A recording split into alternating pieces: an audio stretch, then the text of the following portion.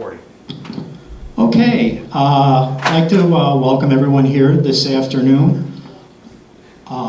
Just for general information, my name is Robert Hughes. I'm with the Open University of the Left, the oldest left free speech forum in Chicago, actually the only free speech forum in Chicago as far as politics go, at least our variety. And for those that don't or aren't aware, we've been around for, this is our 26th year.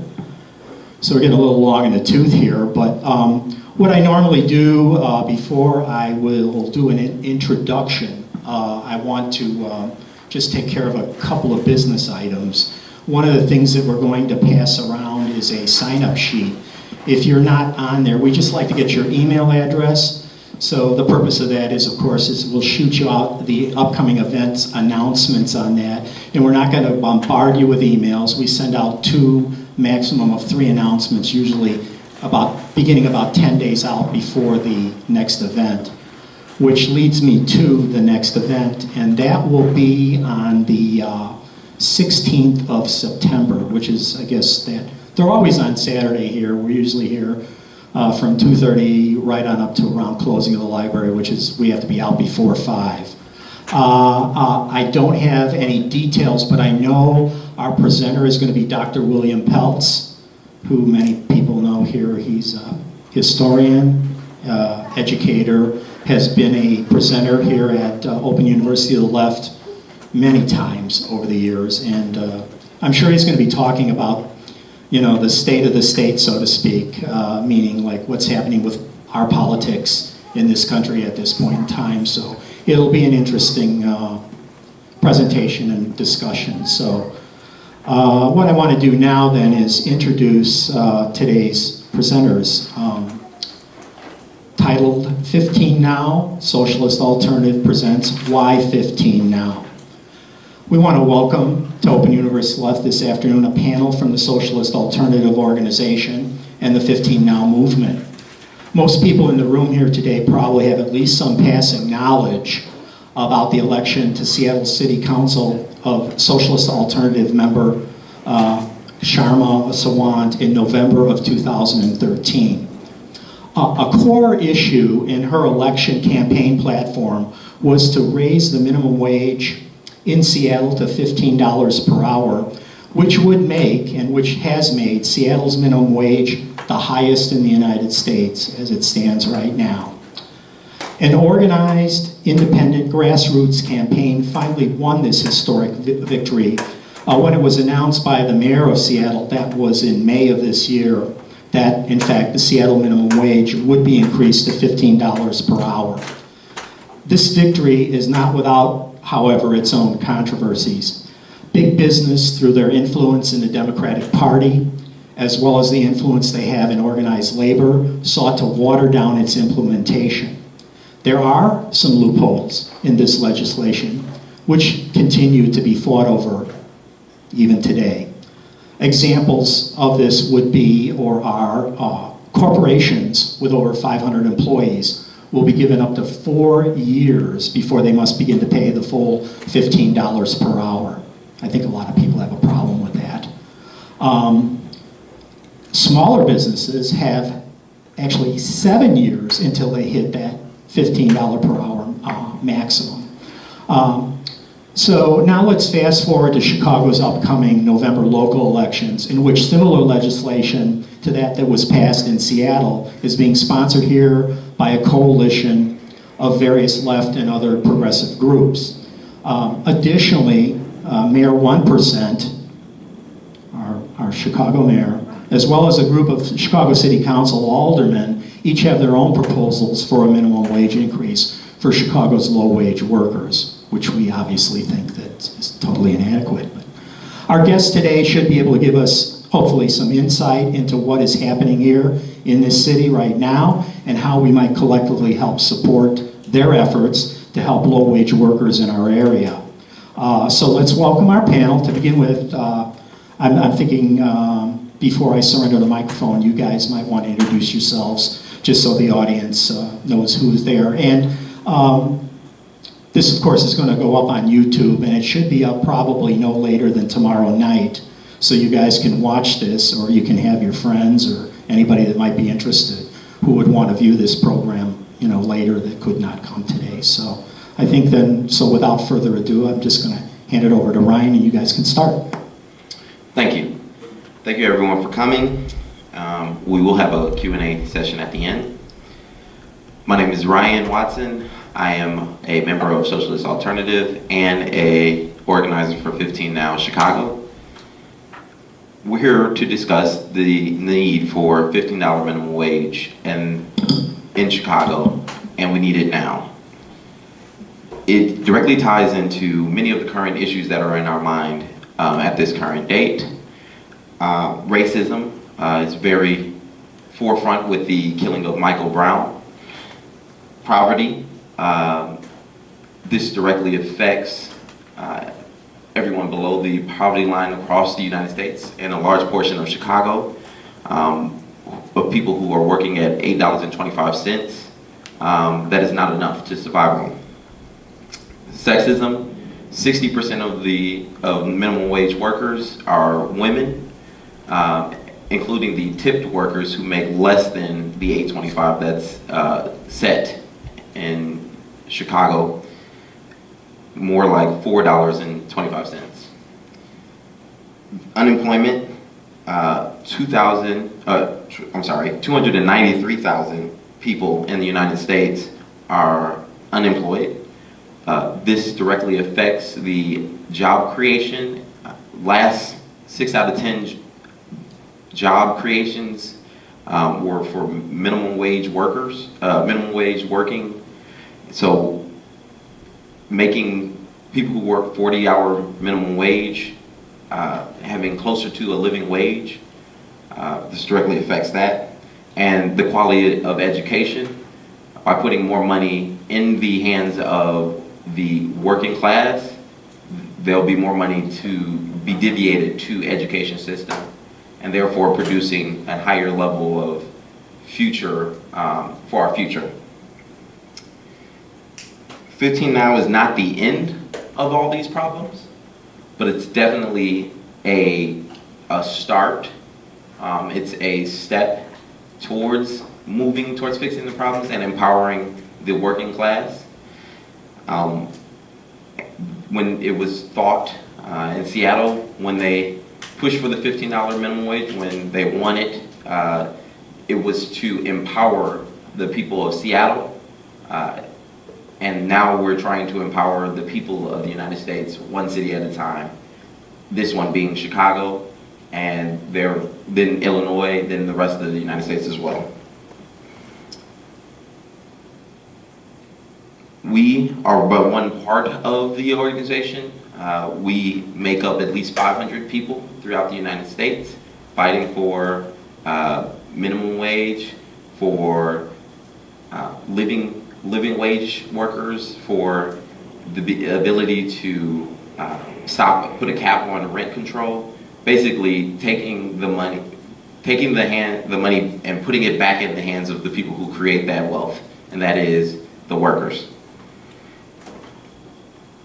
From the victory in Seattle, we saw a great uprising. Almost twice the amount of our organization grew from that, and we know that that was a symbol of advance for the people that they hadn't seen for so long, a victory that is for the common day-to-day working people.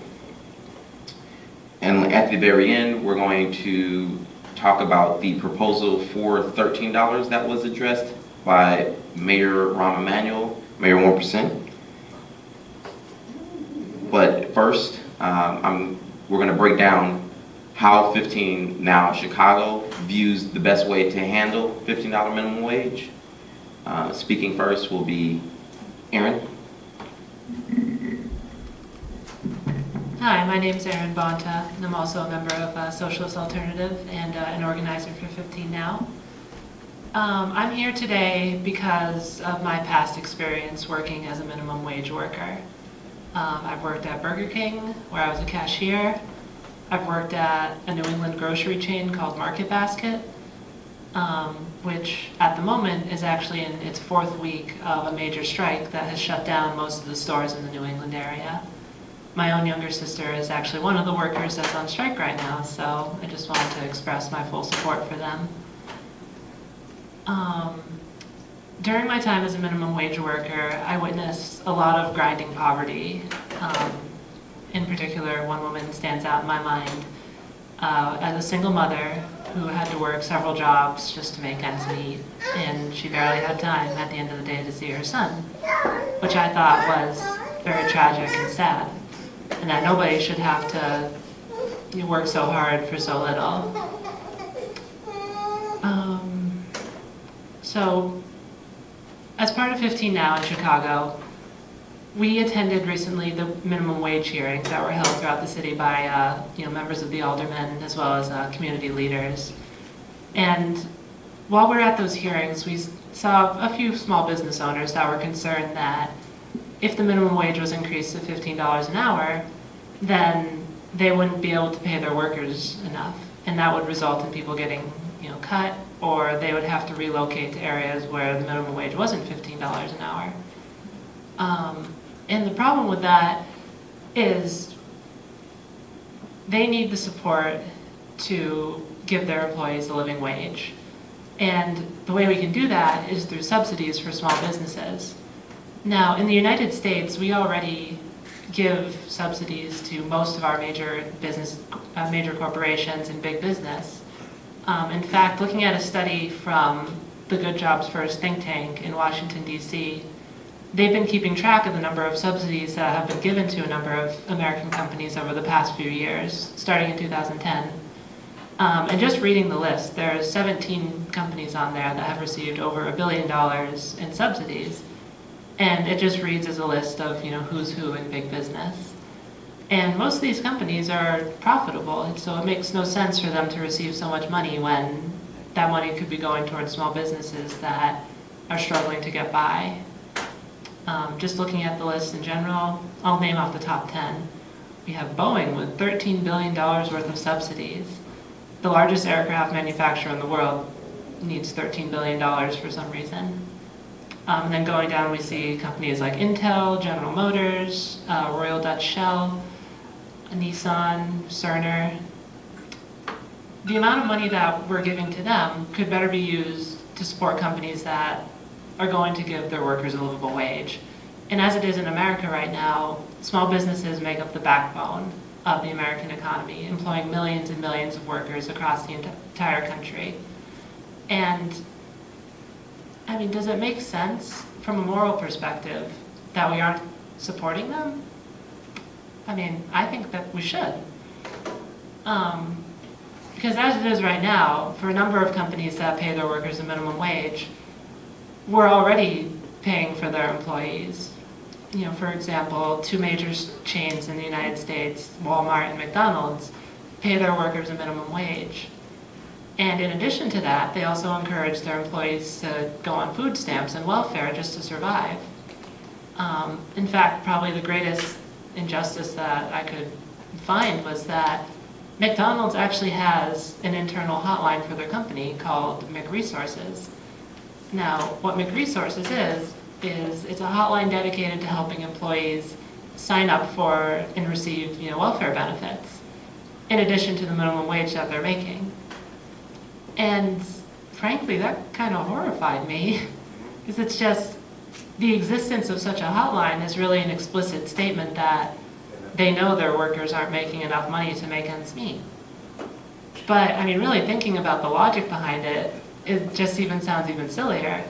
Because rather than pay their workers a living wage, they actually went through the trouble of setting up a whole other department, basically a call center, to service millions of employees, well not millions, but many thousands of employees across the country in helping them obtain their welfare benefits. And then that kind of begs the question, are the people with McResources getting enough? Or do they have to use their own program to survive?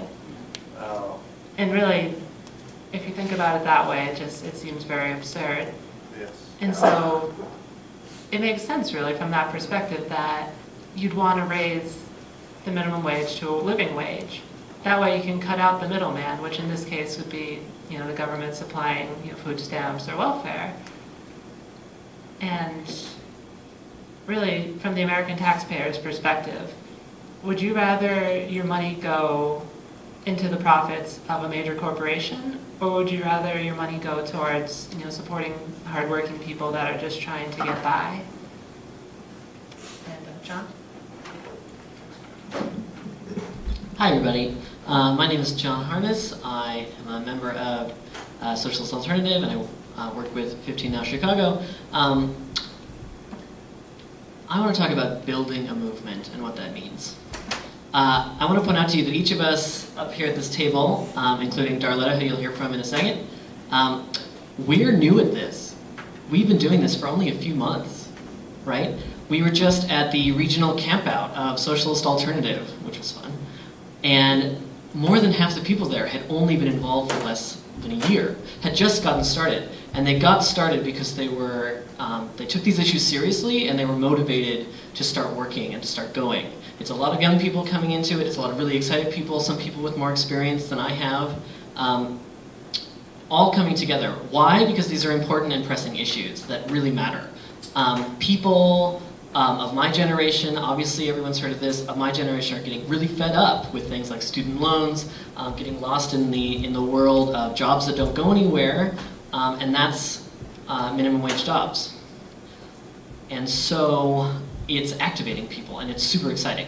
I want to go back to something that was said during the introduction, give you a little historical perspective. It was just a year ago that Shama Sawant in Seattle won an election as a city council member on an explicitly socialist ticket as a member of Socialist Alternative, and she and her organization launched 15 Now in the same moment.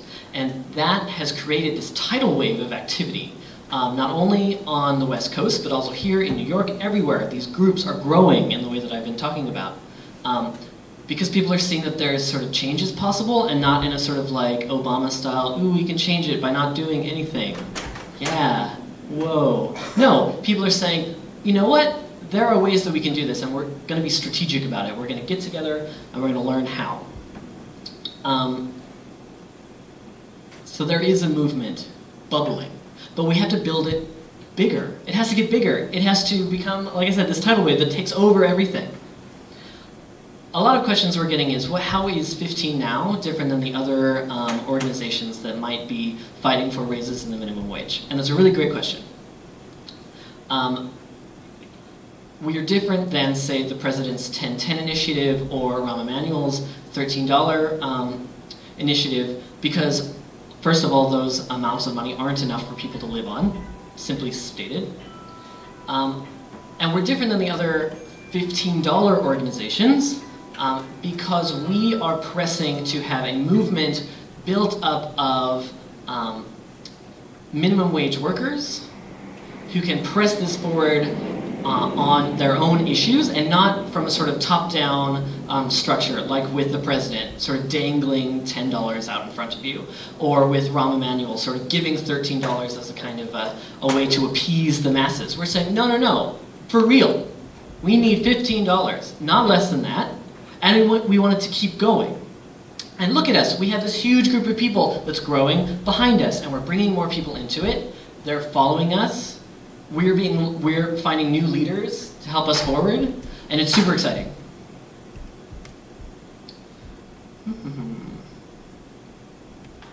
All right, I'm gonna leave it there.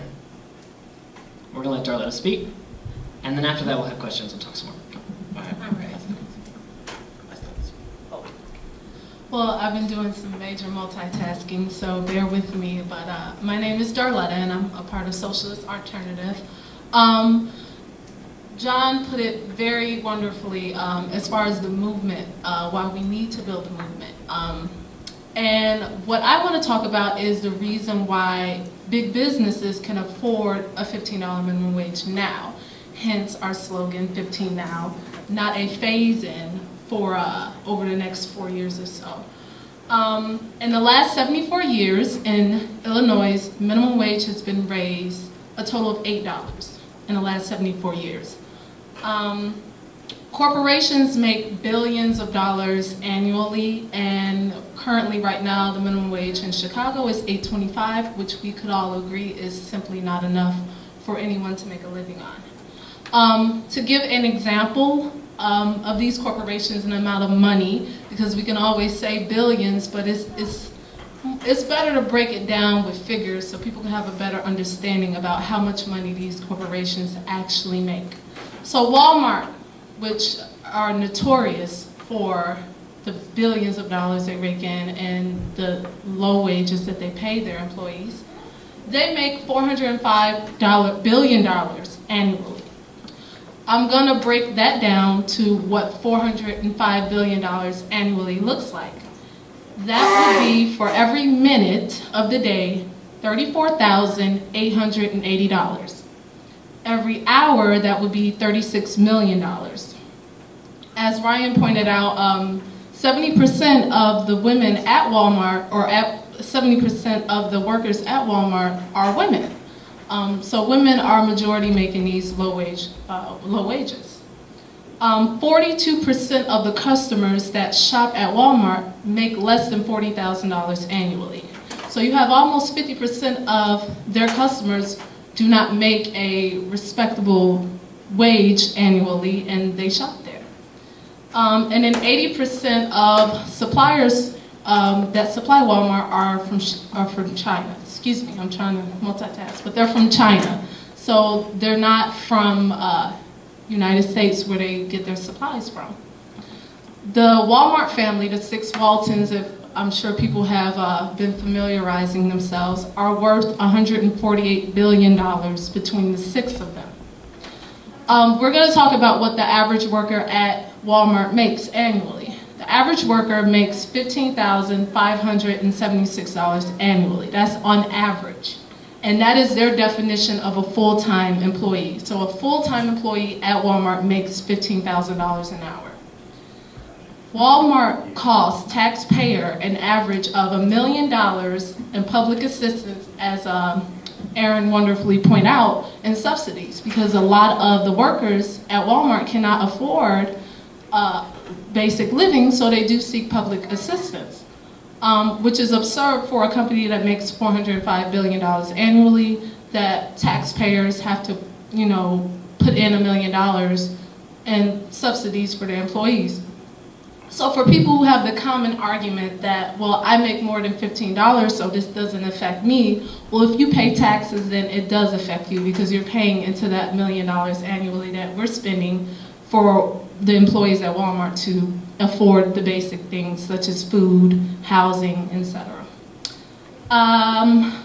Walmart receives $1.2 billion in tax breaks. These tax breaks are usually for free land. They usually get grants from local government, states for infrastructure, for buildings. So we typically pay Walmart to come into our area and build a location there. So that costs us money. Although they make $405 billion annually, we pay for them to come into our neighborhoods and build Walmarts. Walmart is not the only evil corporate giant. We have many others. To give you another example, we have Starbucks. Starbucks makes $10 billion annually. The average Starbucks store makes about $630,000 annually. That's on average. It can fluctuate depending on the area, but on average, $630,000 is how much the Starbucks franchises make. So to break that down, that's about $3,000 an hour daily that Starbucks brings in. Starbucks CEOs makes over $9,000 an hour. They pay their employees minimum wage. So the CEO makes $9,000 an hour, and a barista makes $8.25. On average, I believe it's $8.18, which we could see that's a vast difference in numbers in terms of salary. Starbucks have offered tuition reimbursement, which is a popular thing they like to use in respect to their low wages. The only issue about their tuition reimbursement that they offer is 1 in 10 workers actually use the company tuition reimbursement, which is about 3% of the workers. At best, only 8% actually take college courses that the company will pay for.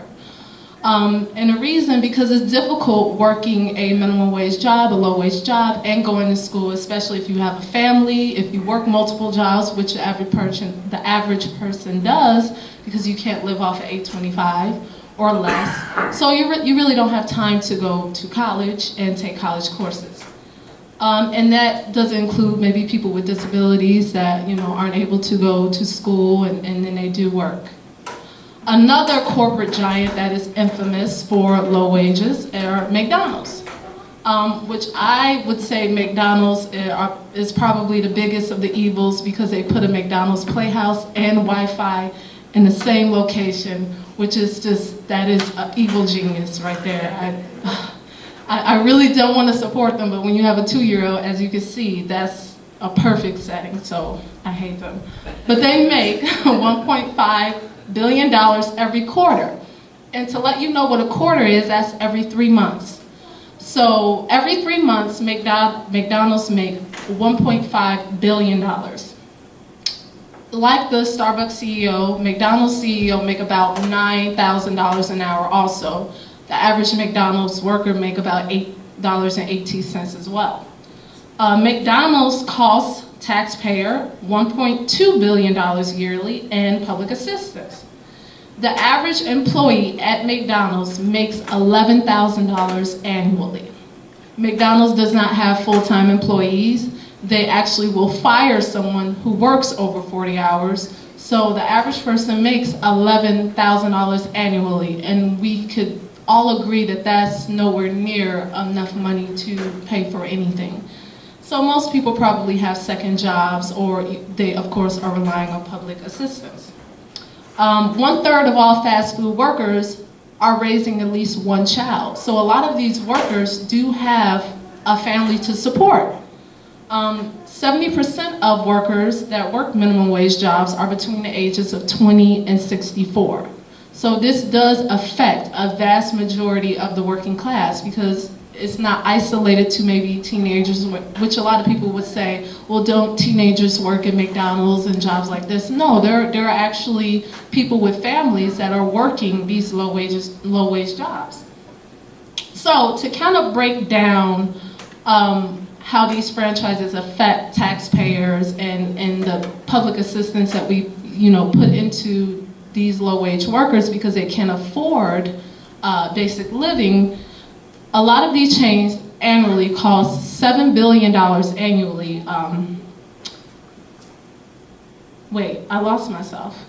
Okay, there we go. I'm sorry. They cost us $7 billion annually in subsidies for these low wage workers.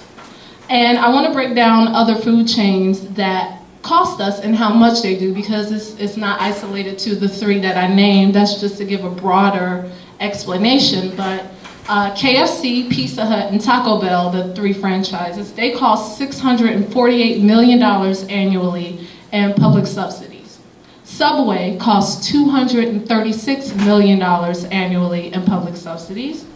Burger King, $356 million. Wendy's, $278 million. Dunkin' Donuts, $274 million. Sonic, $164 million. Domino's Pizza, $126 million. Little Caesars, the $5 hot and ready, $125 million annually. So we can clearly see that these jobs are not paying the wages that are needed, and they make a lot of money and can. And I'm pretty sure I may have listed a few of your favorites. I know I go to Subway, I know I go to Dunkin' Donuts. My son, every time he passes a Dunkin' Donuts, is screaming donuts. And I really don't want to go and give them my money, but try telling that to a 2-year-old, like, hey, they're a capitalist, so we don't want to give them money. It doesn't work. So we just need to stress the importance that, a $15 minimum wage for these companies, they can afford it now, and we need to demand it now. As John was pointing out, $13 proposal for the mayor, that's just to appease us, that's not what's needed. We know $15 is not nearly enough. We know $15 will not solve all the issues, but it's definitely a start. and putting the power into the workers, because we outnumber these CEOs. It's more of us than it is of them, and we need to exercise our voices and our powers to show that we will not stand for the exploitation that's been done to us. We will not stand for low wages. We have families to support just like they do, and at best we deserve to be able to afford food, water, and shelter without it being a struggle. So I'm going to turn it back over to Ryan for him to sum it up. Thank you very much for listening. Yes, I'm not summing it up. I wanted to discuss the July 7th closed door response to the 15 Down campaign and the Fight for 15 that's been going on in Chicago, from the 5 citywide hearings across Chicago, discussing whether or not Chicago deserves a minimum wage increase, in the face of 86% of voters saying $15 minimum wage is for it. Much like what everybody else knows, not 86% of people were for the closing of the schools, but for some reason that still happened. But as soon as we have a great voter turnout, we have to have hearings on that. And then also, despite that vote, they put it off till November because they don't want to interfere with the Illinois pushing for $10. After countless numbers of testimonies from these 5 hearings, we understood, much like anybody else who was in the room, that $13 would not be sufficient. $10 was out of question, but $13 would not be sufficient. $15, as Darletta said, is not up to par, but the people set for $15. It's a compromise. Our thoughts is that if a single worker makes $50 for the company an hour, then the least that they can do is give the money that they're requesting. And the workers have requested a $15 minimum wage, and we think that that was in the best interest of the workers. Under the guise that they were considering both sides of the argument, meaning the corporations and the small businesses, that was the reason behind the $13 versus $15 minimum wage. But in reference to the $13, the 3 people who were on the minimum wage task force that were of the Chicagoland Chamber of Commerce, the Illinois Retail Merchants Association, and the Illinois Restaurants Association, all 3 of them voted no to the $13, let alone when they were there, one of the speakers on WBZ said that part of the reason why violence is high in Chicago was that because we have it at $8.25 instead of $7.25, which is the national minimum wage, is that's the reason, and that's why Chicago is prominent in its violence, which is very, very untrue, as we can reference to different states that have already, the 13 states that have already increased their minimum wage and already starting to see the effects of that employment has actually gone up. And in Chicago, 92% of black boys do not have a job.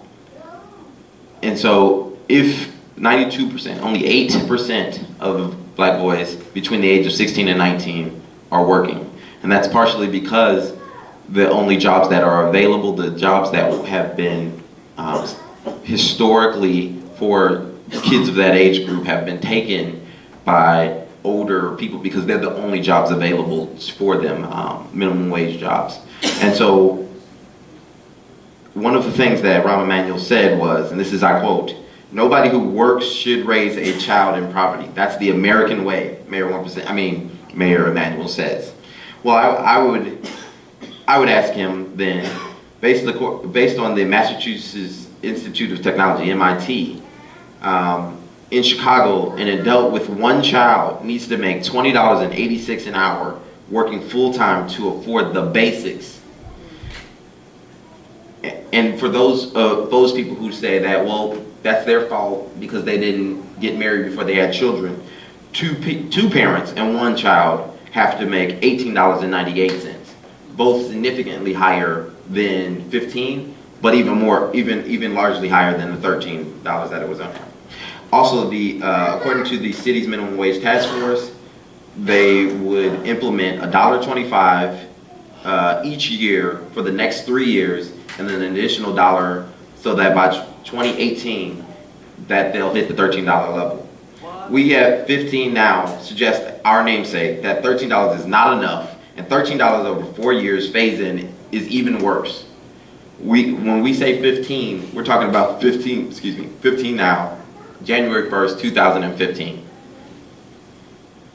There's no reason, as Darletta said, that any of these large corporations that can afford to pay McDonald's a compensation of $9,247 for the CEO, while their average worker across the nation is at $773, $813 in Chicago.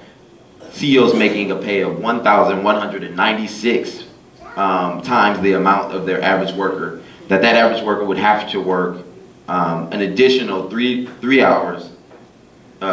additional 3 months and 3.86 months more to make closer to the wages where they're working. So that's how much more time that they have. And I mean, every hour in those 3 months and 3.86 months, every hour for them to make the same amount of wages as what they make in a single year. So yeah, at 13, at $1.25, and then if you understand inflation and how that works, you'll know that by 2018, that $13 today, which is the numbers that I'm giving you, are based on today, that $13 is not the same $13 of 2014. If minimum wage had kept up with inflation, it would be almost $11 today. That's just if minimum wage stayed with inflation.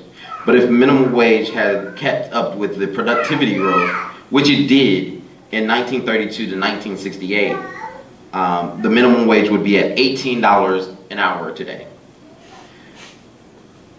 A study from the Federal Reserve Bank of Chicago found that every $1 increase in the minimum wage results in $2,800 in new spending per household over the next years. So you can see that $2 difference results in almost $5,000, more than $5,000 more spending in that single household from that one person, let alone if there's two people in there who make over $15. According to the National Low Income Housing Correlation, in 2014, 2 bedrooms require $17.84 for 40 hours a week, 52 hours a year, to ensure that they don't exceed the 30% income level that they're at.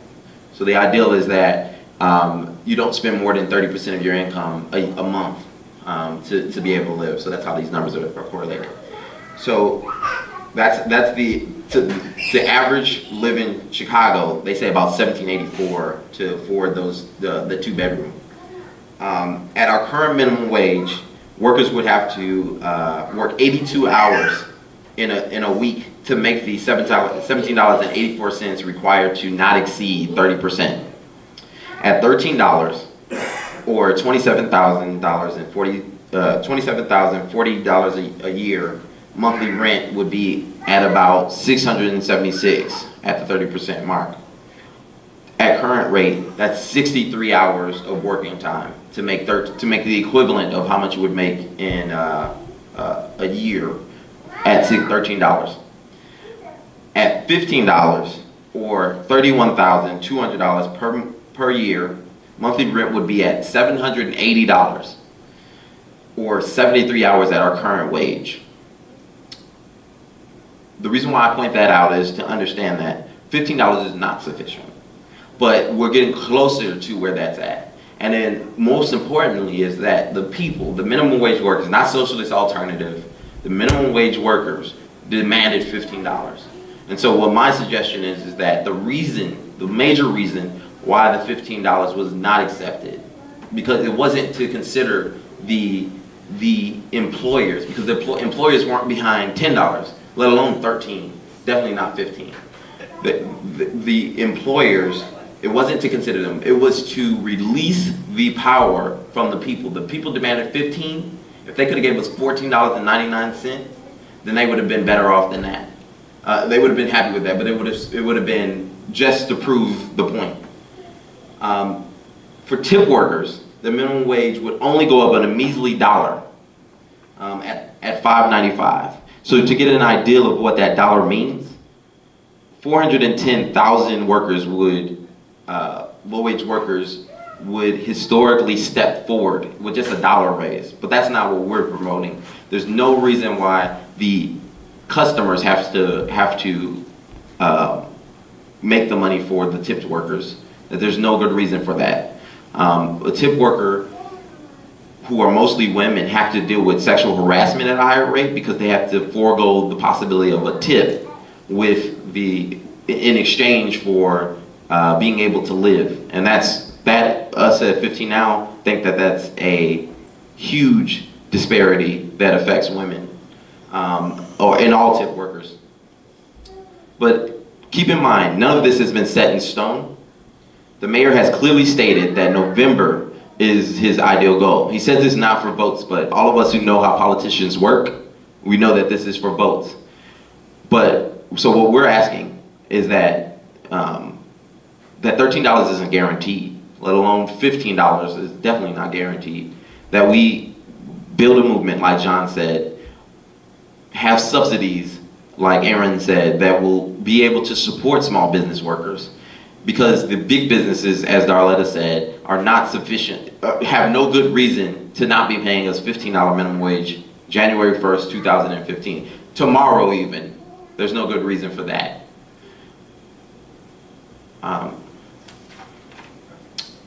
Questions? And so in short, we need 15 and we need 15 now. And we're open to take questions now.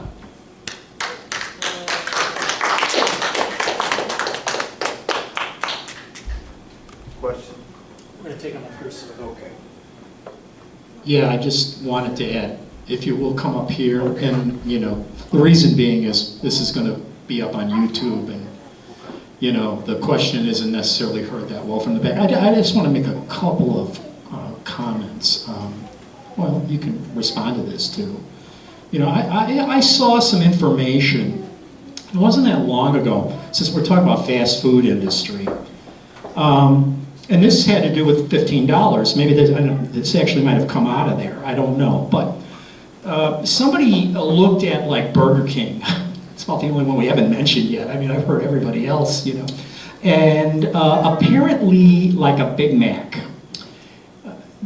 they costed this out. I mean, because it's a publicly traded company, whatever. Point being that like 68 cents increase on that would get that whole panoply of a meal, okay, which would allow them, quote unquote, I mean, there would be absolutely no question whatsoever, we could double their wages overnight. I mean, 68 cents on one product that, virtually every other, probably the majority of people who patronize that store, that's typically what they get for lunch or dinner or whatever it may be.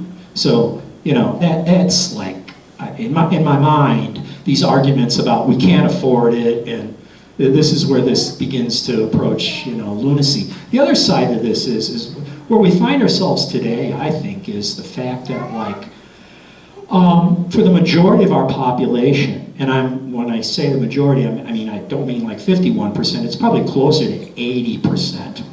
I mean, adjusting for inflation, and depending on how old you are, I'm looking at you guys and you're pretty young, but imagine somebody who's like double your age, would be probably entering near or about their retirement age.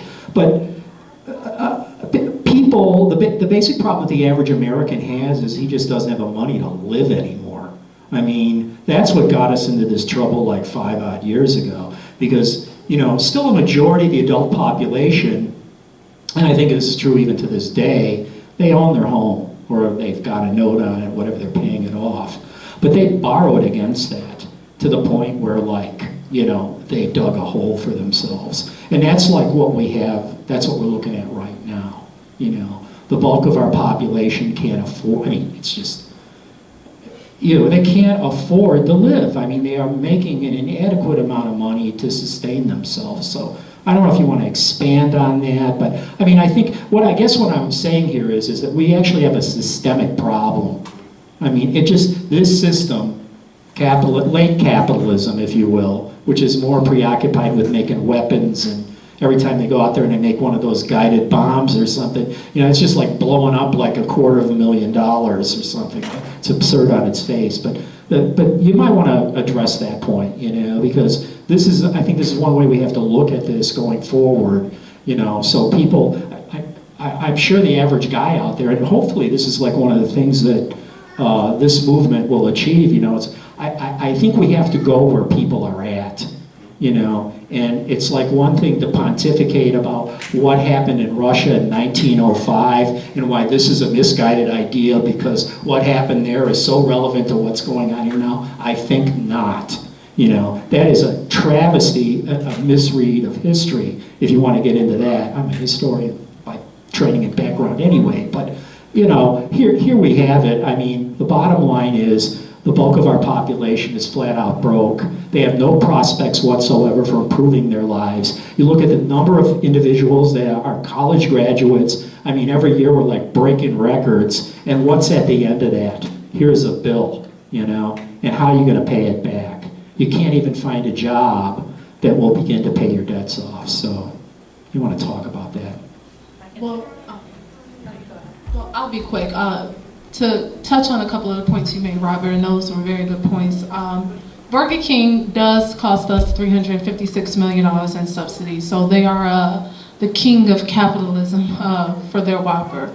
But yes, you do make a very good point. The average people can't afford to live. I mean, the idea people are coming out of retirement, you know, to work because Social Security and pensions is just not enough if you're lucky enough to have a pension to sustain a basic living. And for us being much younger, the idea of retirement is probably unlikely. The idea of Social Security may not exist. So we're basically facing definitely a turn of events as far as, you know, people are working now until they die.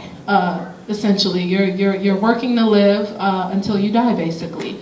As far as this idea of going to college and that's going to get you a higher paying job, we know that's a falsity, that's not necessarily true for everyone.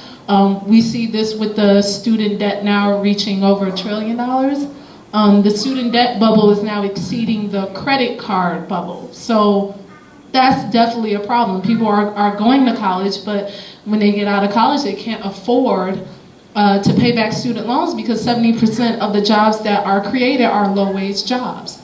So we definitely need to look for people that say that this is a failed idea in the past. Well, what's working now? Tell me an idea that's working now, because people are poor. People aren't living basic standards. They're not able to afford basic things. So any alternative at this moment is a good alternative because the current system is not working. And we can't look to make changes within the current system. We cannot look for the Democrats to make changes. We cannot look to the Republicans to make changes because we need to understand that these corporations, they fund our government. You know, they are behind. This is where politicians get their funding from. So they're not going to bite the hand that feeds them. So if you're looking to Rob Emanuel or Democrats or President Obama or anybody to make changes for you, then you're definitely looking in the wrong direction. And it's time for us to start our own movement, with our own ideas. And, you know, it may have failed in the past, but it's worth a try now. Why not try now? Why not fight now? And that's no reason for us to roll over and allow the current system to continue going. And I'll pass it over to Aaron. Thanks, Darletta.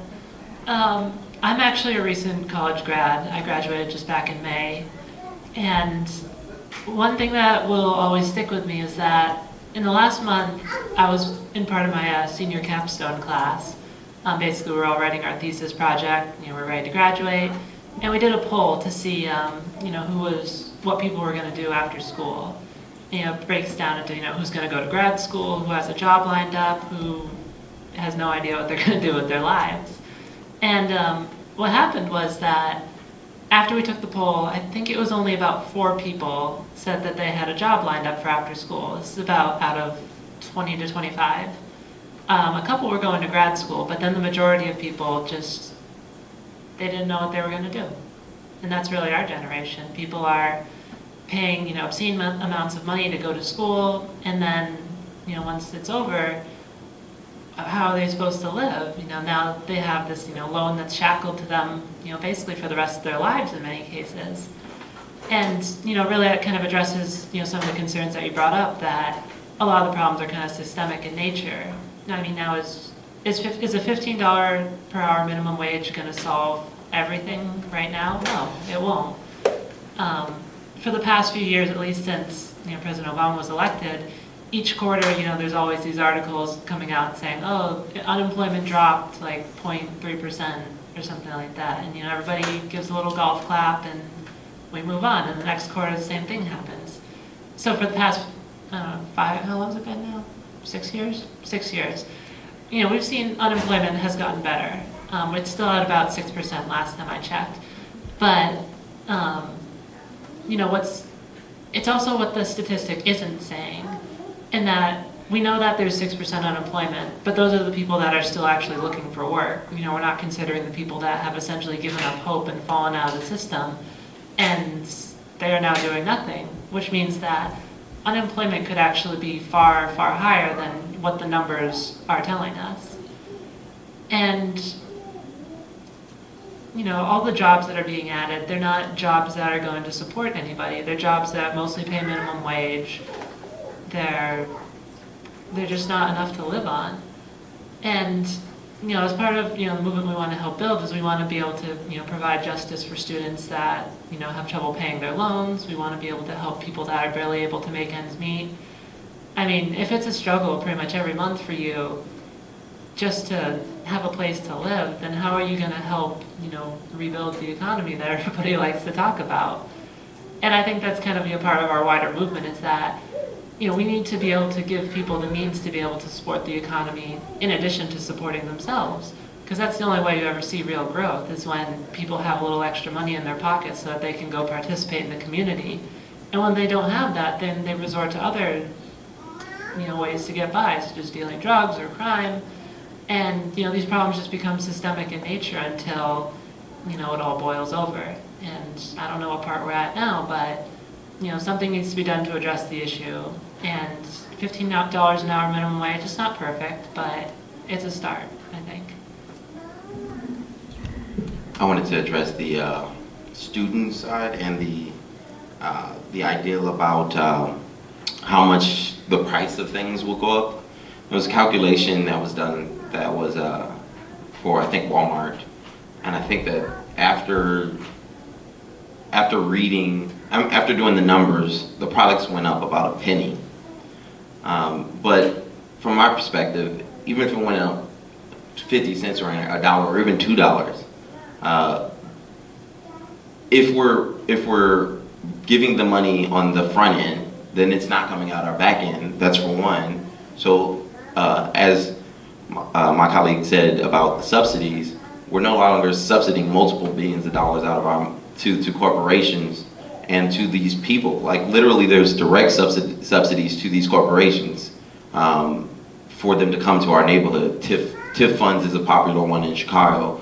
That, for example, in order to build more jobs and to get more jobs in one of the communities, they used TIF funds to get a Walmart there. As she said, $2.1 million a day that they make, that we had to, as citizens, had to pay for them to come to that area to make more money. And they came with the guarantee of a minimum wage of $11. But within 2 years, they filtered out the people that started there, that started with $11, and now they're back down to the $8.25 that is set in Chicago, because that alderman did not follow through with making sure that they kept up with their with their initial promise. The idea that the Democrats are better positioned than Republicans, although true, you have to know that that all 50 of the wards in Chicago are Democrats, and the mayor is a Democrat, and that this is not a new problem. As my colleague Darletta said, for, what did you say, 73 years? Oh, yeah, last 74 years. For 74 years, in the last 74 years, Illinois has raised minimum wage a total of $8 with no increase at all within the last 3 years. Meanwhile, these aldermen make close to $100,000 a year.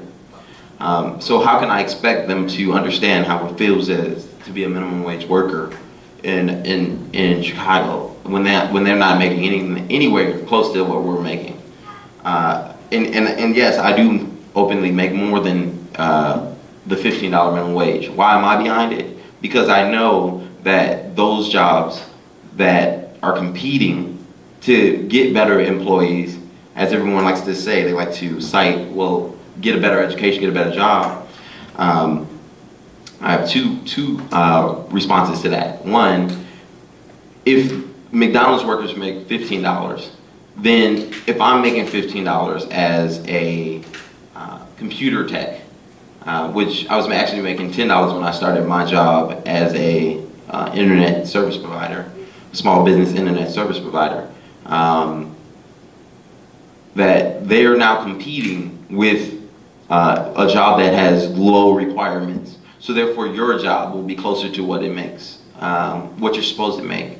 If you're making $27, yes, that sounds good, but you're probably making your company closer to $40, $50 an hour. So you have to understand that your wages have been downtrodden as much as these minimum wage workers. It just you just don't feel the pain that they have, and that you're worth way more than what you actually are. And the other thing I wanted to respond,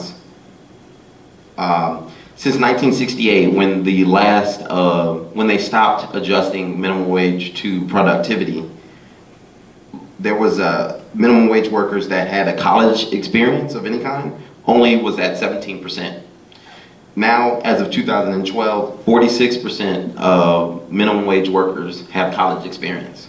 So the ideal of going to college to get higher wages is not as real as it ever was. And then with a high school diploma, 48%, or GED, 48% in 1968 were minimum wage,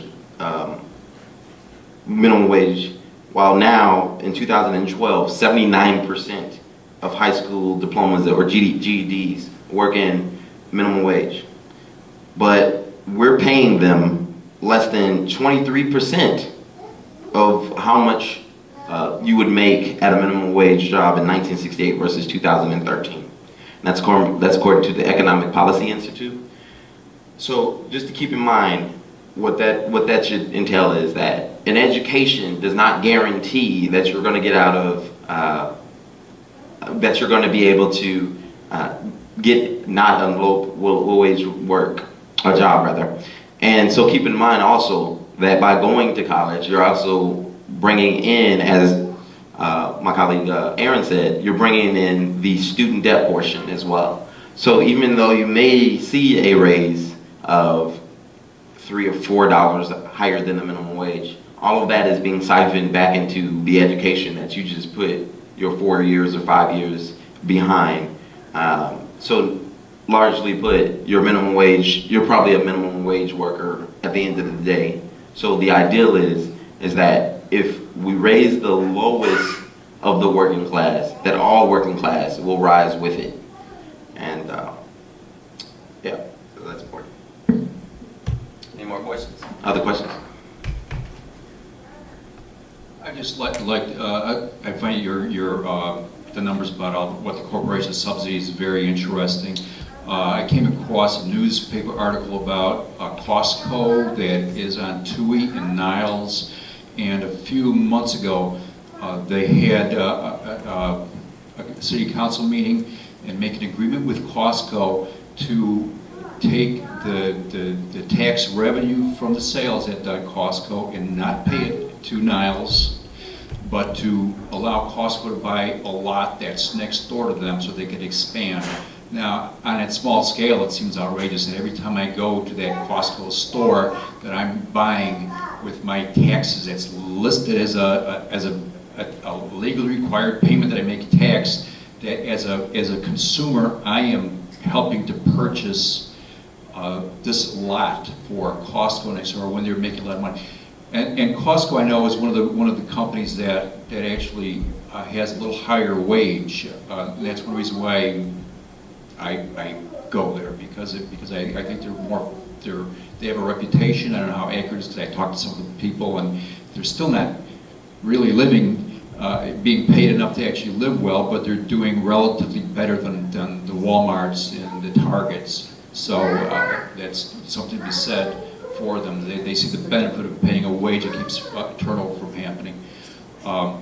Another thing that I find disturbing is that we have a situation where people are being forced at even lower wages than the Americans are all over, and as companies are sending things over to other places to be manufactured, we are buying things such as not only is subsidized on such as the technology numerous from Department of Defense technology, R&D goes into Apple products, but we also have wages that are going so low that products are coming in and they're still making huge profits here, but just paying very minimum wages in other places. This is, to me, from looking at history, is that one of the objections that white people had to having slavery extended into Kansas and the western states was that it was going to provide a way for wages to be suppressed. So there was a big interest of people who were actually working higher wages, didn't want to have to compete with slave labor. And I think it's a crime that people are promoting themselves as somehow enlightened when they fought against slavery, when there were so many people that were actually just saying, we don't want to have low wages. Well, we're doing the same thing as a country right now, and we're going to other places all over the world, when jobs are being eliminated and put down into Mexico, for example. The problem is bigger, and little things that you encounter in your daily life, you can see these things happening, and they're not all big global issues. I appreciate what you're putting out, I appreciate your statistics, and somehow I always like to try to insert these things that are of a more even local issue when I'm talking to people, because people can't believe what's actually happening locally. One of the added things that we're also, how the minimum wage and how we're battling lower wages is the idea that so many companies use the prison industrial system to paying people literally $2 to $4 a day to work for them. Like AT&T, one of the notorious reasons why they're recording your calls is because sometimes the people that you're speaking to are actually imprisoned. So we're kind of battling within the country as well as globalization at the same time. And I just wanted to add that part too. Sure, I think it's interesting that you bring up, what's happened at least in the past few decades as manufacturing has essentially fled the country in no uncertain terms. And I mean, really, that's thanks to organizations such as the World Trade Organization, which has almost eliminated most of the barriers to trade around the world, and that's really resulted in basically a race to the bottom in terms of wages. So all those jobs that went overseas, for manufacturing, they're not coming back. They never will. And if they do, nobody in this country will be working those jobs because they'll likely be automated by that point. And so that really comes down to us. How do we go forward from here? Is there a way that we can support people without relying on manufacturing sector jobs? And as kind of a parallel to what's been happening, at least locally, a lot of small business owners during the minimum wage hearings were saying that if, the minimum wage goes to $15, they're gonna have to go somewhere else. And, for a lot of these people, they're running places like bakeries, restaurants, and for businesses like that, you can't really ship the demand for a bakery overseas. I mean, you can if you want to, talk about like the cheap stuff that like Entenmann's or something makes. But a good town local bakery, you can't really get rid of the demand for that. And so this is why we bring up the need for subsidies for small businesses, because we want businesses like that to survive. We want towns to keep the character of their small businesses. And really, the only way to do that is to support them through, subsidies at the national level, while eliminating subsidies for companies that are, making obscene profits. Yeah, and I think that's about all I had to say on that. To bring up about Costco, that definitely is interesting. I think their average worker, makes maybe $11 an hour average. So it's just a lesser evil. I mean, still the same problems. I think that's definitely a lack of our government within these corporations, as far as having some type of what's the word I want to use? Some type of governing, I guess, over what they're doing, to take taxpayers' money that essentially should go into the community and to use it to build a extended portion of an already large warehouse is absurd. I mean, those should go into funding education and street repairs and things of that nature. To point out, like you said, like Walmart's 80% of its the products that they sell are made in China. So although Walmart may have cheap prices, understand that they get these products much cheaper. So it's costing them less than what you may think for them to get those products to you to buy. And that's definitely something we need to take a look at. I think the bigger problem is, and I pointed that out, and just to kind of reiterate, is the government is, we live in a state where the government has failed us. So we need to not act surprised any longer when we see things like this, because we need to understand that yes, big business run Congress, they run the government. They essentially they do what they want, and we just have to take it. I read an article, I want to say a month ago, maybe a couple of months ago. Governor Pat Quinn said he's going to live on minimum wage for a period of time. I'm not sure how long that was, but I thought that was very interesting. His stance on minimum wage, that him living on minimum wage in a governor's mansion is equivalent to someone who may be living on minimum wage for the last 5 or 6 years, raising a family. Like, he would really get the full effect from that. I think that was the ultimate slap in the face, even more so than the $13 proposal from Rahm Emanuel. It's like, it's just a joke for them. And I think for families who are really struggling, wouldn't appreciate the mockery that's being made for him to suggest that that's enough to get votes. I would like him to have a medical emergency during that period of time and not be able to go to a doctor because you couldn't afford it, because that was going to be a luxury. Until you really feel the effects of a low wage, you can't begin to appreciate it. I worked at a cookie factory in Chicago, and the women, largely were women on the assembly. They were packing the cookies, and they did so when they would put us a Saturday, we need to ship more. They say everyone is mandatory to work Saturday. There would be tears all over because women couldn't get babysitters. They didn't have it, and if you weren't able to show up on that Saturday for overtime, you were terminated. It's brutal.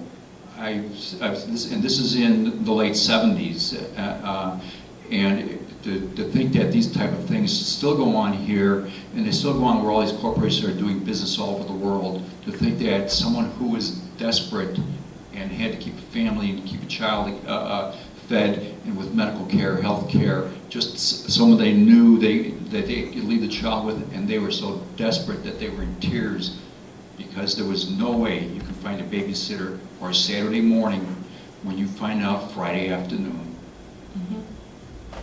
Also, to touch on the point that Aaron made as far as subsidizing small businesses, a lot of these large corporations, they thrive on the working class and the poor, because if your funds are limited, you don't have the option as someone who may make more to shop at the local bakeries or the small businesses because they cost more.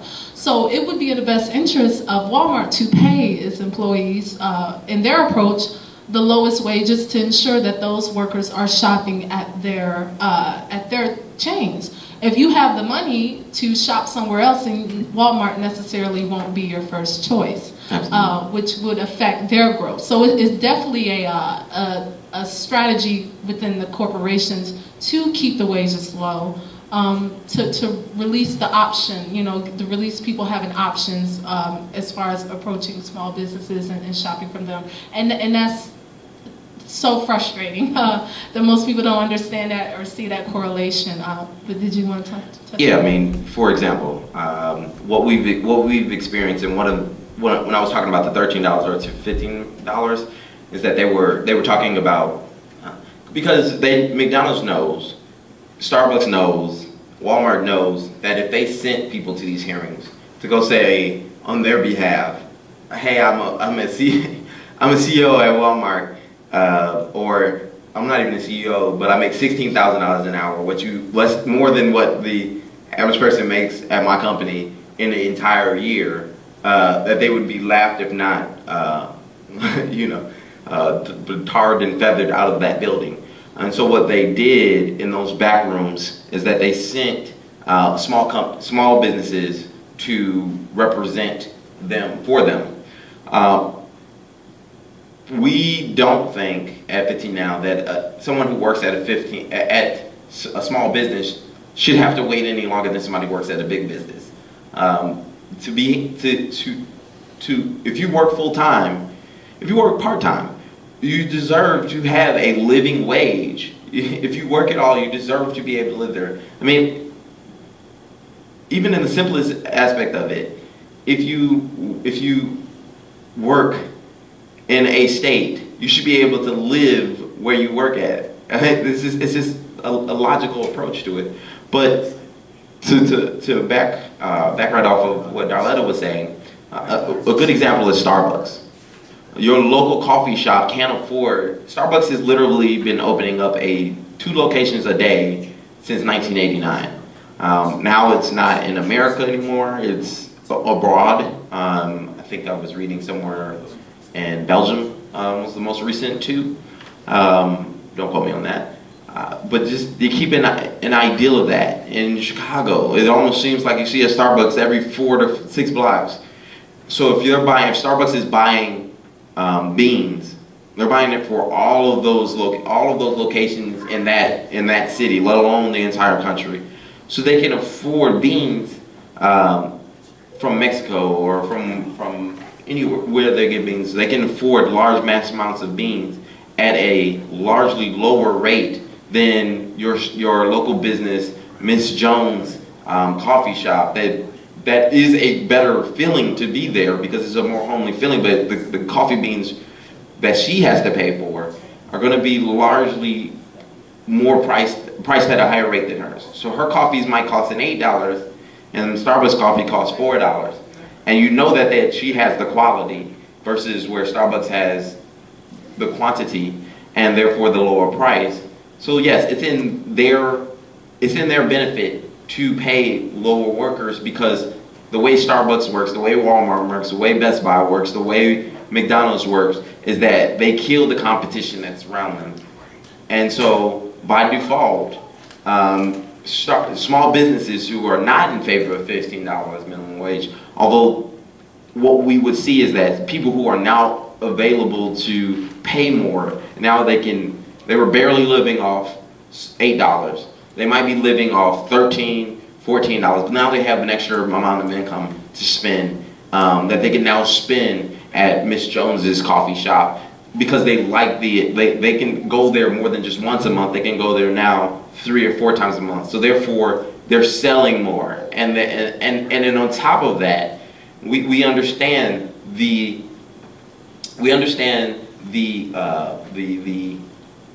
fear of paying the minimum wage for the small businesses, and that's where we came up with this solution as the big business subsidizing the little businesses.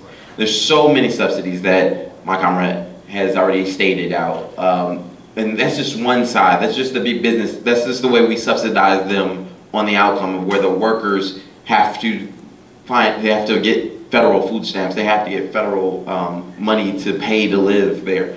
That's one side. There's many different, like I said, the TIFs earlier, or direct subsidies that goes to them. Many different subsidies that go to them on multiple scales. That it's just really ridiculous that that how much money goes to them, and that if a small business person was to legitimately open up their books and show that they can't afford it, I mean, in a free market capitalist nature, that technically should be they shouldn't be able to run if they can't pay their employees enough. But if they legitimately show their books and they say, hey, I can't afford, based on my wage and being able to pay a living wage to all these people, I can't afford to continue. That our America, as Mayor Rahm Emanuel's, would come in and save those small businesses and provide them with the subsidies that they're so willing to sit down with Boeing when they were losing money. How many small businesses were sitting down with their government? None that I know of. But all of a sudden, Boeing gets back in deals. You know, so that's definitely the case. I think we have another question. Actually, Oh. I kind of want to build off something that Ryan said there briefly before we ask the next question. And Ryan said that, you know, if you work full-time or if you work part-time, you deserve a living wage. And I think that really kind of begs the question, you know, what about people who don't work at all? Should they be paid a living wage? And then as part of an even wider political discussion, Socialist Alternative actually supports the idea of a universal income, where people who aren't working would still receive enough money to, you know, eat, clothe themselves, and have shelter every month. And, you know, I think that this is a debate that has only really just started. You don't really hear too many people talking about a universal basic income. But, you know, it's a debate that we really need to begin having, because at the moment, you know, we're kind of at an impasse. Either we don't raise the minimum wage and people continue to barely make it by until, you know, something sets them off. People can't live, you know, working 80-hour weeks every week for the rest of their lives, you know, shackled to, you know, immense amounts of debt. And I mean, you know, raising the minimum wage is a good start to that, but we also need to start looking into alternative ways for people to be able to support themselves, and maybe begin to rethink the attitude that, you know, only the people who work, you know, deserve to be paid. You know, this is in one of the richest countries that has ever existed. It really doesn't make sense that, you know, that there are people that, you know, go wanting for food, for shelter. And, you know, that's really an attitude. Maybe that's a broader cultural discussion that, you know, is beyond the confines of this panel, but, you know, that's a discussion we also need to begin having. One of these before, so. So I guess I have more of a comment than a question, but if it winds up sparking conversation or anything. So my experience is more in human services. I work with the Alliance for Community Services with, you know, people who are struggling, who are obviously low-wage people or people without a job, who go to DHS offices to receive their services, and so often, because of privatization and, you know, the waves of capital in general, right, they don't wind up receiving services. People get kicked off of, you know, food stamps, healthcare, all sorts of things, right? And I feel like one of the greatest benefits to 15 Now would be that it would lift so many of these people out of poverty and be able to give them the agency to be able to not rely on those sources and be able to instead, you know, function in society on their own. that way sort of circumventing capital itself, right? Because not only is capital functioning in a, you know, with these corporations and their huge, you know, evil desires and everything, right? But also, and I'm sure it's tied into corporations too, but on the level of, you know, the state and how it doles out services to people, et cetera, you know, I mean, I think it's, yeah, I don't know, it's a great way to directly hit capital, and I wonder if there are other ways that you guys have thought about it, or if you guys have thought about it in that way in general, or other means you have to sort of combat capital on a larger scale. If that's a fair question. Thank you. Absolutely, and I think it was very important to hear the comments of someone, because one of the arguments that when I was bringing up $15 minimum wage, one person said that because they would put them on the other side of the poverty line, that they wouldn't be able to afford those subsidies. And I inquired to her. I said, how many of the people below the poverty line are even getting those subsidies? And you work in that, so you know that there's a massive amount of people, and this is the people that actually know that they're that it's an option that they can use. You know, not the people who aren't even aware that they can afford to do that's it within their realm of what they can do. I was just reading an article from last year that was talking about the notorious amounts of food stamps that don't, for the people who are legitimately capable to get food stamps, that they don't apply for it. You're talking about people who apply for it and then don't receive it for whatever mistakes that they may have had. So definitely the 15 now is, it's a systemic issue, yes. Just the idea that the poverty line is, I think, at 14,000 or something ridiculously low like that. But you have to make less than that. It's just ridiculous. I mean, I don't know what America that they live in, that's where the poverty line. I mean, while minimum wage should have progressed with at least inflation, let alone productivity where it should have been, that the poverty line should have progressed with inflation as well. That says a lot. We would be in a very different conversation now about $15 if the poverty line had adjusted to inflation as well, because then it wouldn't be a question of $10. It wouldn't be a question of $13. It'd be a question of, how are we not at 15 already? And that's actually a question that I would say now. I wanted to address what Aaron said as well. The Center for Popular Democracy released a study showing that $15 will stimulate local communities with $616 million in new activity and 53,000 plus living wage new jobs in its first phase. So that's phase one. If people were to get that $15, and this is the original ideal of the $15. That was the one that it wouldn't be 15 for till 2017, but in this first phase we would see a job increase of over 53,000 jobs, 5,300 jobs, living wage jobs. So, you know, those people who complain, who would be, I'm totally for individuals who live in a country should be able to have living wage. Switzerland, I think, just did that this year, and there's no reason why America, who is the richest country in the world, does not. And the economy that would flow from that, if we just paid them a minimum income, it's just, you know, there's a plus to that. But what I'm also saying is that the $15 also addresses the unemployment issue as well. Does anybody want to address Eric's? Yeah, I definitely want to address the point you make as far as you know, how the approach with, you know, DHS and caseloads. I mean, we have this backward, not we meaning us, but America, so to speak, has this backward idea that in order to reduce the amount of taxpayer dollars and subsidies, that we need to cut funding from these services when there are people who actually need it, when we would think the logical approach would be to raise the living wage, the minimum wage, so people will not have to rely so much on these subsidies, where people don't have to apply for food stamps and they don't have to apply for we don't even talk about child care assistance and things like that, because a lot of people rely on child care in order for them to go to work. And most jobs, you don't make enough money to pay for child care. Child care is very expensive.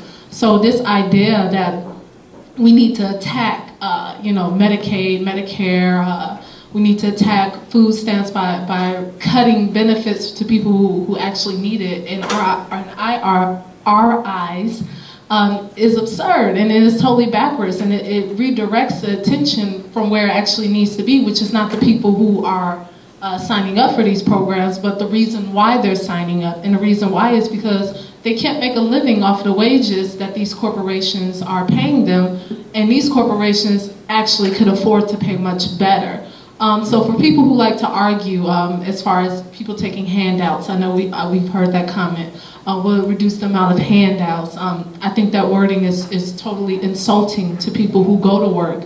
Not everyone is sitting at home collecting a paycheck. There are people who are working, but they cannot afford to pay for essentials.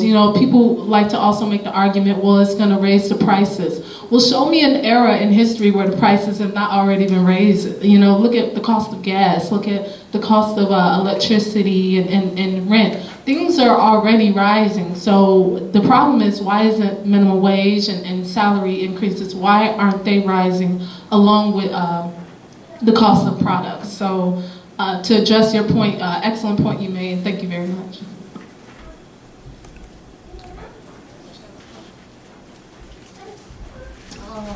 Yeah, my name is Diane Stokes. I work in a welfare office in Chicago, Illinois. The issue really is who gets welfare. It's welfare for the rich or people that actually need it. My caseload is about 2,000. That means I am not able to provide service for people that come in the door and need service. That shows you where the priority of the government is, because a lot of corporations in Illinois pay no taxes whatsoever. But a lot of the, about a year ago, the federal government, the legislators at the federal government voted to reduce food stamps. The summer before that, there was a program in Illinois where low-income single people got a medical card for their prescriptions. They got $100 a month. The state of Illinois cut that program. They eliminated it entirely. That goes along with the city of Chicago eliminating mental health clinics. There's a hearing next Tuesday, which is the first hearing that has been organized to address the issues with the community. But in our welfare office, we see a lot of homeless people. We see people that are mentally ill. They need medical coverage. They were shut out of these mental health clinics. They were cut off of those programs to cover their prescriptions. Part of this, I think was a cynical move by the state to save money for a budget where they misspent millions of dollars. They took it out on the poor people in Illinois because they knew the federal government would provide funding for the Affordable Care Act. So those people that were cut off went without benefits until some of them were able to get coverage under the Affordable Care Act. I saw a documentary today. It was called Just the Word Happy. That was the name of the documentary. What the documentary showed was that people that were the happiest were in Norway because they had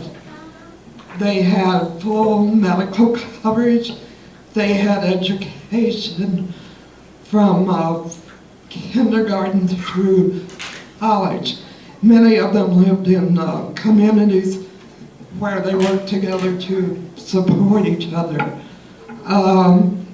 Some people call Denmark socialist. It's not really, but it's just a glimpse into what can happen if people work together and the state provides benefits for people that actually need them.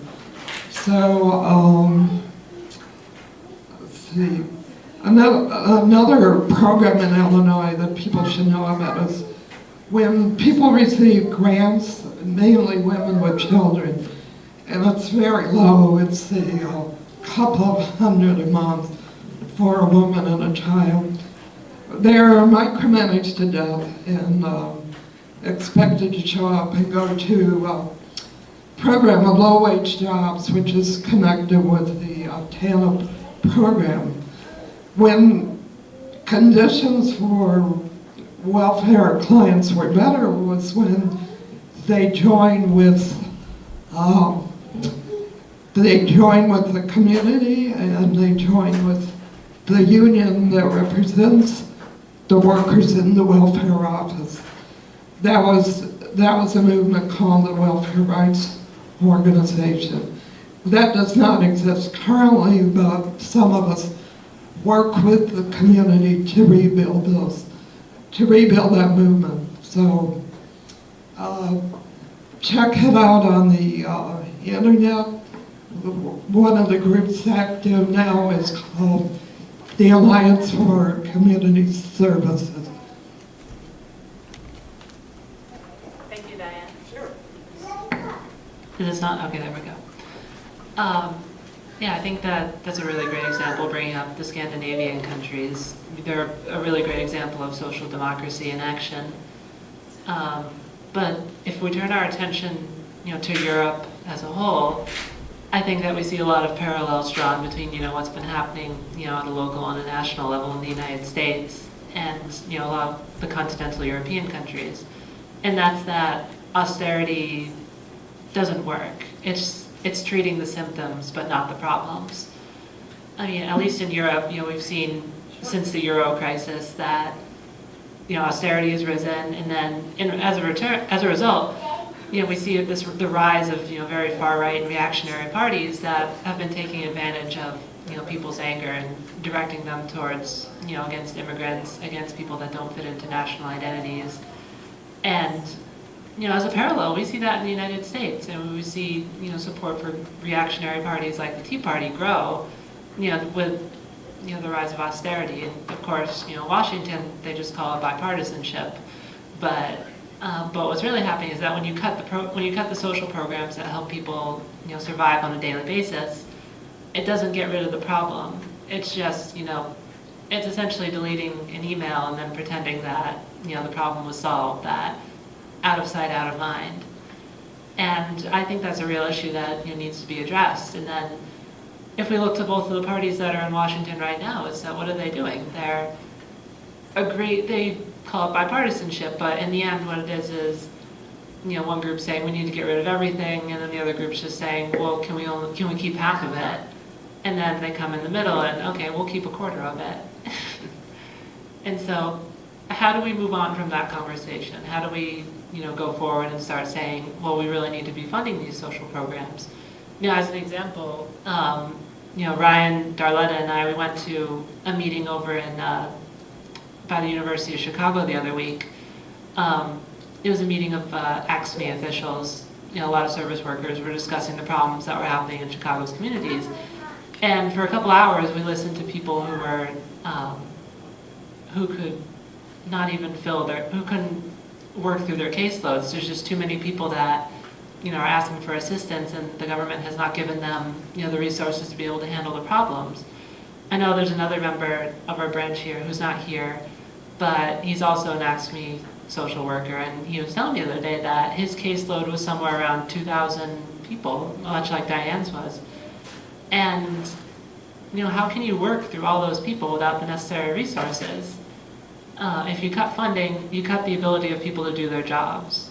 And when that happens, then everyday people suffer the consequences as a result.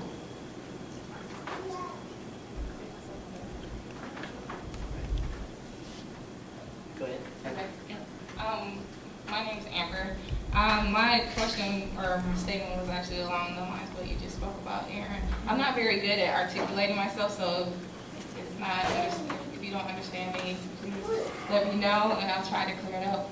I currently work for a nonprofit, and I just want to know how the nonprofit organizations are affected by the 15 Now program, especially when I know the nonprofit organizations are funded by some corporate organizations that are actually for people. So like companies like Coca-Cola, Walgreens, those are some organizations I think would help fund the nonprofits. How would 15 Now affect them? And then another question or statement I wanted to say separate from that was that I also come from a background working in the community, working in social services as well. And one of the things that I saw was the unemployment rate of, you know, in the community very high because of lack of skill set. People couldn't even get the job. So I'm wondering who would get the $15 an hour jobs. Is it going to be people who have a history of working? You know, people who are already, they have the ability to work, but what about those that don't even have the ability to work? How would they be affected by it?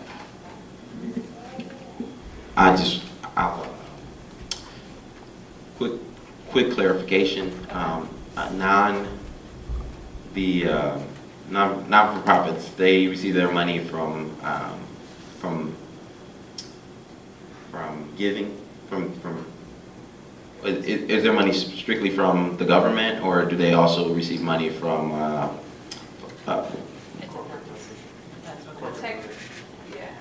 what was it? Tax exempt. Tax exempt, okay. I would suspect that How 50 Now would push for more, that because more people would be making more money, and as I said earlier, that more jobs would be created in the first phase of literally 5,300 more jobs at $15 minimum wage, that we would also see a higher amount of taxes that will be pushed towards these type of benefits. So I think that it would directly affect non-for-profits.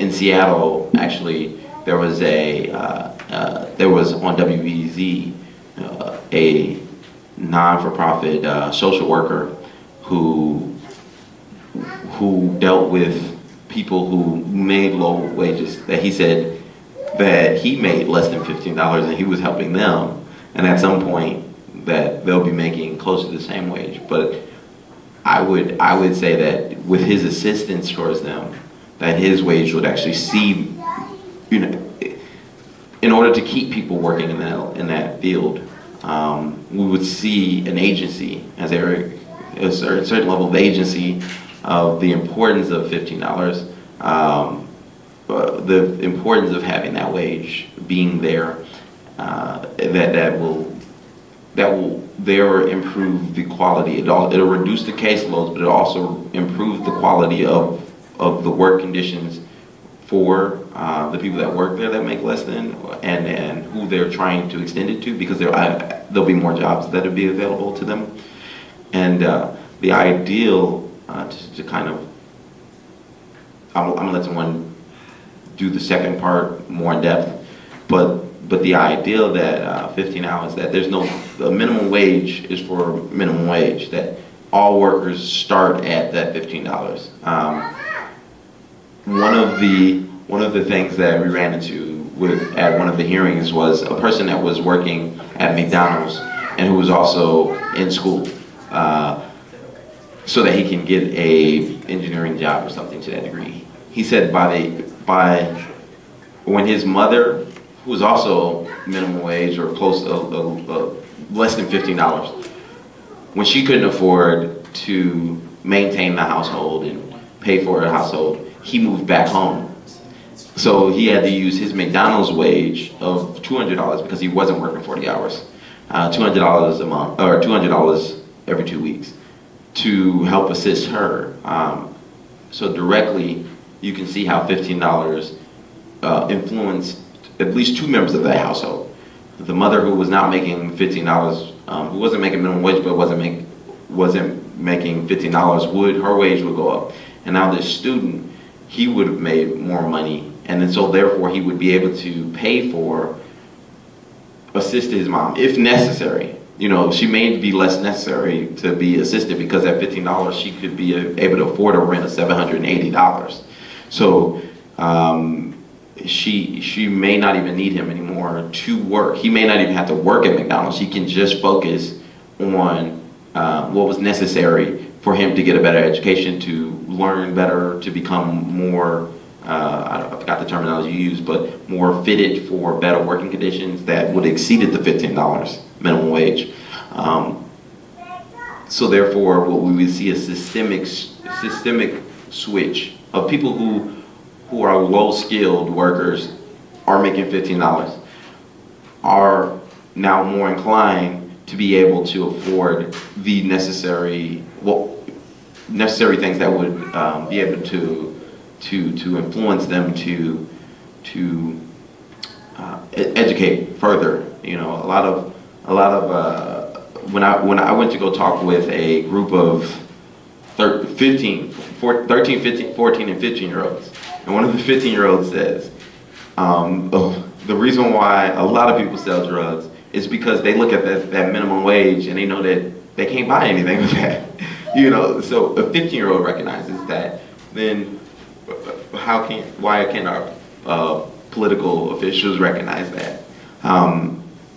The politics of supply and demand still applies even when the jobs are illegal. So they can look at that and see that working 40 hours a week, that I won't reap the benefits of what I can do, even though, yes, I'm putting my life on the line, yes, I'm putting my freedom on the line, that this is more viable of a solution for my family if I go out here. And, you know, in a way, they get to work closer to home, which we'll also see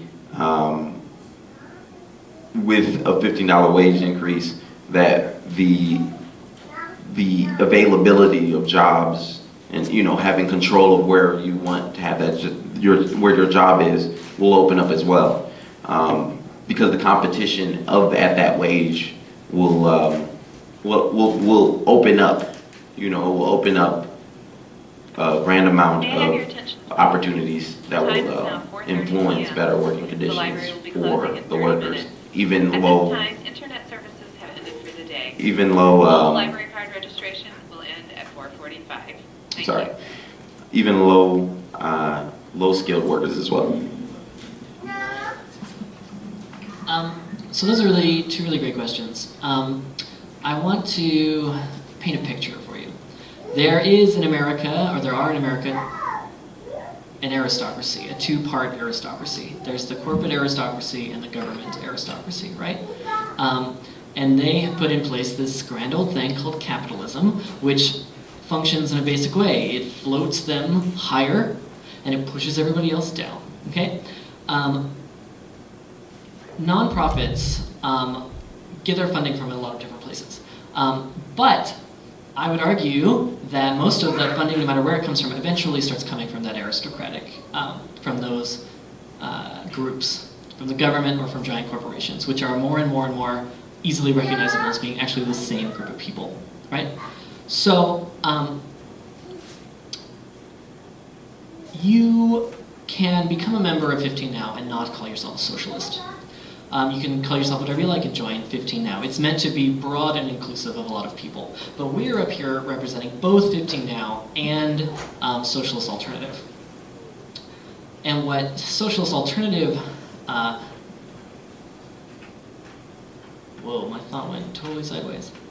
What I'm trying to get at is, if people have $15 as a minimum wage, think of it just, you're basically giving someone anywhere between $1 and a few bucks more for every hour.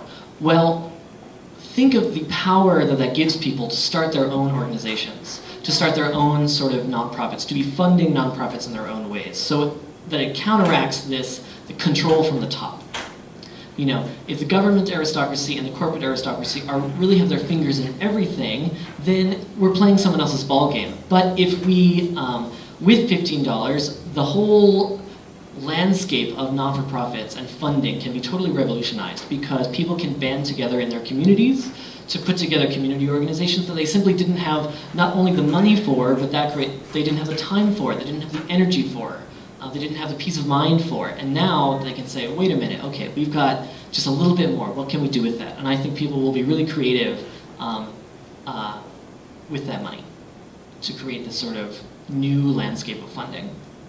The reason I brought up 15 Now a second ago and Socialist Alternative is because there are many $15 organizations, and what makes Socialist Alternative's involvement in 15 Now different is that Socialist Alternative is pressing to make sure that everybody gets 15 Now, as opposed to, say, people have advocated for so-called tip credits, where you will make up to 15 Now, including all of your tips, which for tip workers might mean something like $5 and something would be the actual real sort of minimum wage being provided.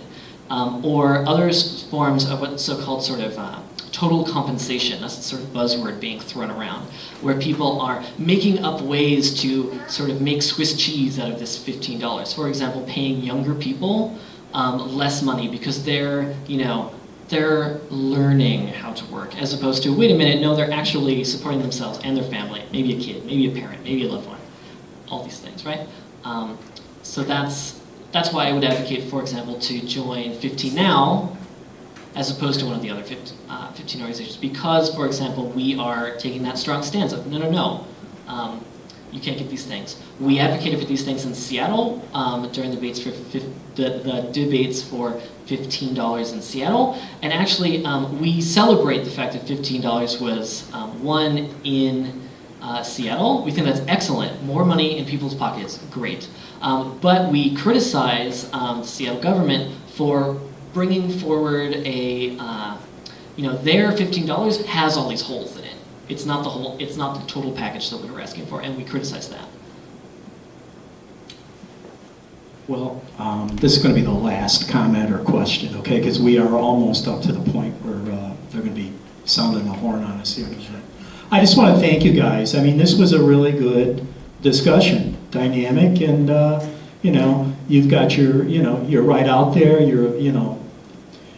A lot of times at Open University of the Left, we have speakers that are academics, and the problem that this is and I think it's a legitimate criticism. Sometimes individuals that are coming from let's call it what it is, a privileged background. Certainly not all of them. There's plenty of PhDs out there that aren't earning a living either because they're working as adjuncts, but I'm not going to get into that discussion now. But it's good that we have a younger group of presenters, and I mean, you're like across the board, gender-wise and racially, and it's really good. This is the thing that we need more of, and I think I can say this because I'm only one person here, but organizationally, I speak for myself. I mean, I support your efforts, and a couple of things I did want to say. One, to your point about you use the term universal income. I go so far back that we had another term, maybe like 30 odd years ago. We used to call it guaranteed annual income. In fact, that's what the politicians talked about. And there was a point at which, believe it or not, Richard M. Nixon, was an advocate of that. Now, I'm not going to get into those details, but that shows you how far afield our so-called two political parties, which I was going to also bring up too, because the guy who defined that the best, I thought, was he's deceased now, Gore Vidal, the writer. He said, in America, there's really only one political party. It's called the Party of Business, and it has two right wings. One's called the Democrats, and the other's called the Republicans. I mean, I never heard anybody say that better. Another thing that I heard here was the lady that spoke earlier was talking about being a caseworker. Back in the day, you're looking at a caseworker from like 72. And I worked for the Illinois Department of Public Aid back then. And just to share that, you might be interested in this, ma'am, just to share with you what a caseworker's caseload size was like in 1972. By the way, we had a fighting union back then. You might want to share that with that guy from AFSCME. Anyway, 200 to 240, and we were fighting to lower it back then. That was too many for us. So that says something, I think, about... Not anymore, yeah. Well, you know, I think that says something about this culture, this civilization, you know? For it to be so indifferent, you know, to its population. I mean, to me, that's a condemnation that's like so front and center. I can't even put it into words, you know? That kind of says it all. They don't care. You know, that's really, you know, in 3 distinct words, that summarizes the political class in this country. They don't care about us. So, you know, that we need to keep in mind. You know, a couple of other things I wanted to say too. I think an idea that we gotta, you know, maybe revisit is that, and I'm saying this because, again, this is my own experience going quite back a long ways, you know. We need to play the class card more. And I'll tell you why. Because that's the one thing they don't want to talk about, you know. And just like they have their talking points, that should be our talking points. That is the subject matter that they will run away from it, they will evade it, they will, you know, you don't read this, you know, I mean, look at what's happening down in Ferguson in Missouri right now. Can you imagine seeing like these militarized police in Park Forest or in Oak Park, or, you know, this is race and this is class, this is an example of what's been going on here. And we've got to deal with that. I mean, and we can't let them can't let them run away from that. I mean, this is the way you're going to build, and this is really, I think, what we've been talking about here all along. What we're trying to do, we must build a mass movement. I mean, if you want real social change, I mean, that's where it's got to come from. It's got to come from below. I'm probably preaching to the choir here. But one other point. Someone said about the United States being a rich country. We are the richest country in the history of this planet, bar none. That's just factual. And I think, one other thing I was going to say, because I was taking all these notes, listening to everybody talk, you know. One of the things I noted that occurred here was, did you notice when we were talking about work and jobs, we were talking about what? MIG jobs, right? I mean, that's what jobs have become in America. It wasn't that many years ago that this country had 22 million industrial jobs. I'm talking jobs that actually paid a whole lot better than these MIG jobs do, and people were actually making something. And I'm going to leave it with one more point.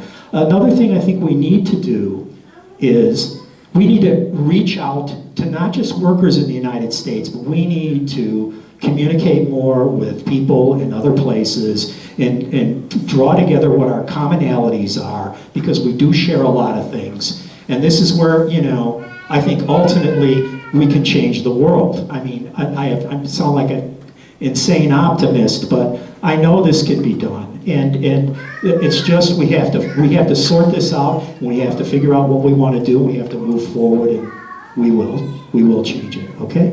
Enough said. Conclude. Are we responding? Go ahead. No, I totally agree with the including the class. We have kind of a racial analysis in this country. I mean, being one of the notorious ones, but there is a lost understanding of how class plays its role in America, and even our historical atrocity of race, being slavery, it is driven largely because of how class played its role and how economics and capitalism played its role. The cheapest of the three resources, be it poor whites, the Native Americans, and black Africans, was the African. And that's the main reason. By by having a single black African for the whole lifetime, it was cheaper than paying for 10 years of a indigenous white European servant. So we definitely need to have a class analysis in America, and there's a good reason why we don't. I think John was going to talk about. Sure. I just wanted to mention, you brought up sort of the international scope of all these problems, right? Capitalism is destroying the planet, not just Chicago, not just America. Socialist Alternative is basically the American branch of a larger organization called the Committee for Workers International. It's a large socialist organization with branches all over the world that are fighting not only for minimum wage issues, but health and human rights issues all across the board. And I encourage you to check out their hefty news site, which is socialistworld.net, and can keep everyone clued into those sort of international issues in a way that, say, the American media isn't, in a big way. I guess to further continue the point that what we do is a worldwide cause. What we're seeing really right now is America is essentially, in terms of income, in terms of what working class people enjoy, is being brought down to the same level as the rest of the world. And in order to make that transition smoothly, we really need to rethink policy in this country. We need to rethink how people make their living. We need to rethink our cultural attitudes towards work and towards people that aren't working. And really, we need to do that before it's too late. I mean, there will come a point when people have been so fed up with the system that the system will break down, and that's what we to avoid. Really, we want to be able to provide alternatives, things that are going to help sorry, just a crying kid. But yeah, we need to provide alternatives. We need to come up with new options, new ways of thinking, and I mean, 15 now is definitely a good place to start, all things considered. To sum it up, I think Ferguson is a very good example of people exercising their power and basically showing that they are fed up. It's unfortunate of the circumstances, but we need to have movements like that everywhere, not just in Ferguson, not just about police brutality, but period. It shows that, as John pointed out, the need to build a movement, the need to fight. It is okay, it's nothing wrong with being angry about the situation. There's nothing wrong with, vocalizing your frustration. And in order to do that, we do need to stand together. It can't be a section or an isolated group of people advocating for an issue. It needs to be the masses. It needs to be everyone. And we look for people to reach out to us and to join the organization. Even if you don't necessarily consider yourself a socialist or political, you can agree that, poverty is an issue, class structure is an issue, racism is an issue, sexism is an issue. There's a lot of issues, and, we have to be a part of a movement to tackle those issues because our current government system, is not. And for people with children, you can definitely, I think you can understand how our future, for our children is affected. The world that we may leave for them may be in a worse position than what it is now unless we act now and do something about it. So I hope this will enlighten people and open their eyes about the issues and motivate them to speak up and to build a movement and to act now. And feel free to contact our organization. Did anyone give the contact information? And reach out to us and be a part of the movement. You can find us on 15now.org if you're interested in the $15 minimum wage movement. You can find us on Facebook, 15 Now Chicago, Social Alternative Chicago. Also our names, you can reach us via that. You can email us at chicago@socialistalternative.com. And we also have tons of information. Socialist.alternative.com will link us through Chicago. We are a non-sectarian organization, so we are open to all those who subscribe as socialists or subscribing to wanting to change this place that we're a part of, that is slowly but surely going in the wrong direction. Okay, guys, that'll do it. Thank you very much. Thank you.